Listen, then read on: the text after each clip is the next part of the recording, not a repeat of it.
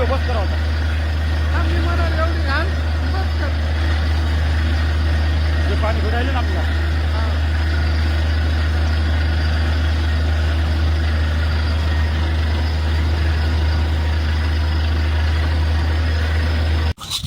नमस्कार, मी भूजल शोधक जनार्दन शिंदे. आज आपण परभणी या गावी आलेलो आहेत वरचा पॉइंट देण्यासाठी.